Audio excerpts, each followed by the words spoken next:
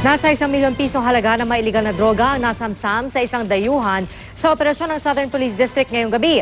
At live mula sa Taguig, saksi si Trisha Zafra. Trisha? Pia, huli sa isang buy-bust operation ng isang Indian national na di umano ay tulak ng party drugs tulad ng ecstasy, Valium at ketamine.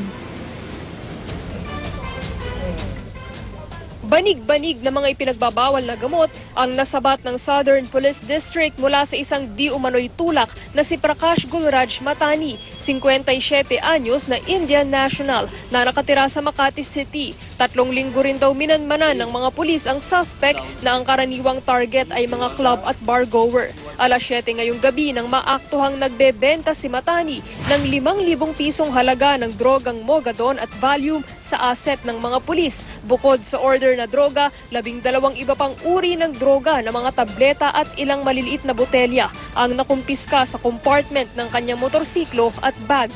Tinatayang nasa 1 milyong piso ang halaga ng dala niyang droga. Naharap siya sa reklamong paglabag sa Sections 5 at 9 ng RA 9165 o Comprehensive Dangerous Drugs Act of 2002. Yung accusation sa'yo, is that true? I'll just talk to my lawyer, please. 30 taon na raw sa Pilipinas ang suspect. Beberipikahin pa ng pulisya ang estado niya sa immigration, pati ang rehistro ng kanyang motorsiklo sa Land Transportation Office. So far, inimbestigahan pa yung basta ang informasyon na ay siya nagtutulak ng illegal na droga dito sa party ng Southern Police District. Inaalam pa natin kung saan niya kinukuha yung mga droga na yun.